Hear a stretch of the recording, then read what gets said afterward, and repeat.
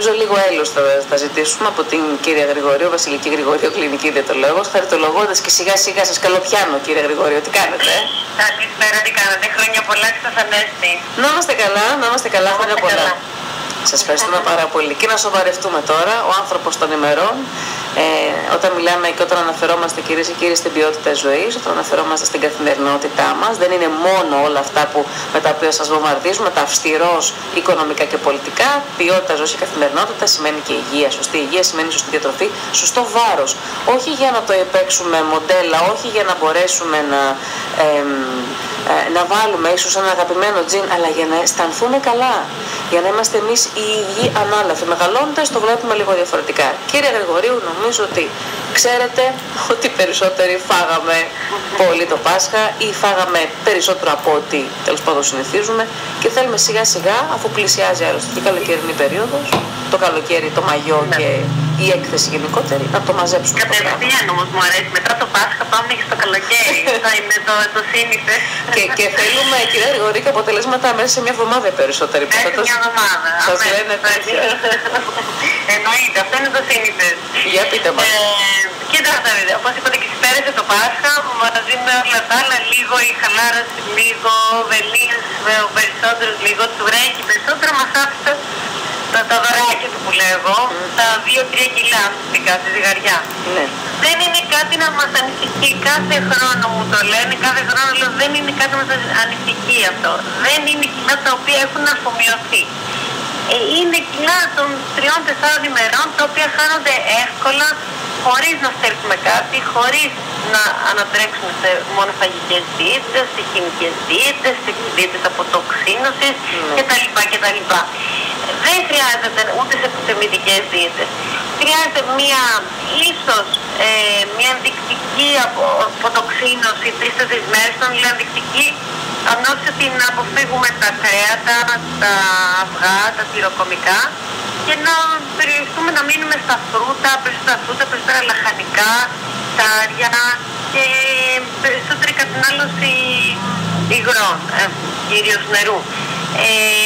Αυτές είναι σαν τα πρώτα tips, τα εύκολα που μπορεί να κάνει κάποιος για να χάσει λίγο μια κατακράτηση που ίσως έχει και να χάσει τα 1,5-2 κιλά που ίσως πήρε από την υπερβολική κατανάλωση φαγητού.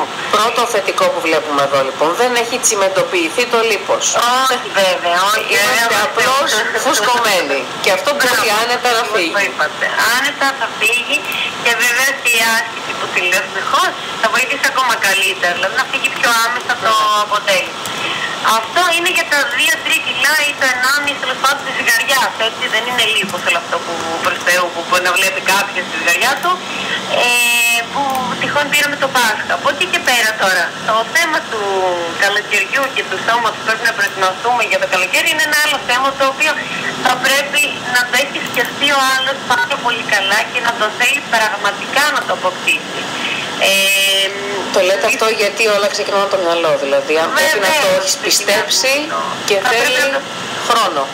Θέλει χρόνο, θέλει ενέργεια, θέλει κόπο, δεν είναι εύκολο, ούτε δύσκολο είναι. Όπως είπατε εσείς, θέλει να το έχεις στο μυαλό σου ότι θα χάσω αυτά τα κιλά που με ταλαιπωρούν χρόνια.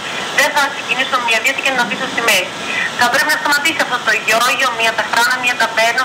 Θα πρέπει να αλλάξουμε διατροφική συμπεριφορά.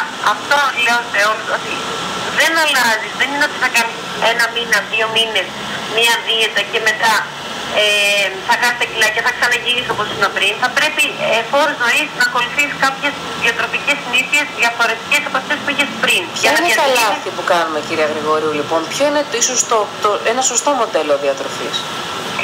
Κοιτάξτε, το πιο σωστό είναι να προσαρμόσουμε εμείς οι διαιτολόγοι σε εσάς, στις δικές σας συνήθειες, να προσαρμόσουμε τις νέες εισαγωγικά συνήθειες. Δηλαδή δεν μπορώ να πάρω ένα άτομο το οποίο δεν τρώει γιαούρτι και να του επιβάλλω να φάει γιαούρτι. Εφόσον δεν τρώει γιαούρτι μπορεί να δοκιμάσουμε κάποια άλλη είδους πηγή, τέλος πάντων γαλακτοκομικό. Δηλαδή πάνω σε εσάς, διατροφικές συνήθειες, θα πρέπει εμείς να έχουμε να βάλουμε το λιθαράκι μας το λίγο πιο σωστό εισαγωγικά λιθαράκι. Οπότε δεν υπάρχει σωστό και λάθος.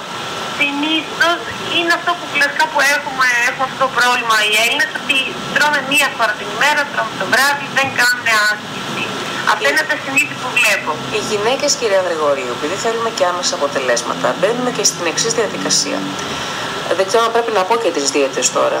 Μπορώ να χρησιμοποιήσω όρους ή όχι. Να πω λοιπόν διαφορετικά, μήπως δεν πρέπει. Η δίαιτα του κάνουμε και το στενέλο, που σημαίνει μόνο πρωτεΐνες, αποκλειστικά πρωτεΐνες. Ένας άλλος αποκλεί εντελώς η μια άλλη κυρία τους υδατάνθρακες από τη διατροφή της. Δηλαδή τρέφεται με σαλάτες και κρέας ή σαλάτα και ψάρι και βγάζει έξω ζυμαρικά, πατάτες, ρύζι, τι άλλο τώρα μου διαφεύγει. Ό,τι έχει να κάνει τέλος πάντων με ψωμί. Πολύ ωραία. Μπορεί να έχει ένα αποτέλεσμα. Κοιτάξτε, είναι αυτό που λέω, ότι η ντουκάνη ουσιαστικά είναι τύπου πρωτεϊνικής δίαιτας, τύπου άρτη. Όλες αυτές οι δίαιτες έχουν αυτό που είπατε, επειδή αφαιρούν τον υδατάνθρακα, έχουν άμεση απώλεια βάρους. Το θέμα είναι ότι κατά πόσο κάποιος μπορεί να εφαρμόσει φόρο ζωής μια τέτοιου διατροφή. Θα τον εξαντλήσει καταρχάς στον οργανισμό του, διότι η άμεση πηγή ενέργειας έρχεται από τη γλυκόζη. Η γλυκόζη άμεσα την παίρνουμε από τους υδατάνθρακες, δηλαδή το ψωμί, τα ζυμαρικά, το ρύζι. Όταν εσύ του στερείς το καύσιμό του και του λες θα πρέπει μέσω της πρωτεΐνης, μέσω της πρωτεΐνης, δηλαδή το κρέας, το κοτόπουλο, το ψάρι, να έχεις ενέργεια, στρεσάρει τον οργανισμό. Οπότε, όπως καταλαβαίνετε, δεν είναι ότι το καλύτερο για τον οργανισμό τον ίδιο. Και δεν είναι κάτι το οποίο τον εξαντλεί και δεν μπορεί να εφαρμόσει για μεγαλύτερο από εβδομάδες. Δεν έχω ακούσει και κάτι υπερβολικά. Είναι επικίνδυνες. Ναι, γιατί έχω ακούσει και μήνα, κύριε Γρηγορίου. Ναι, και μήνα και δίμηνο. Αυτό μπορεί να οδηγήσει, όπως είπε και το οξέο, ουσιαστικά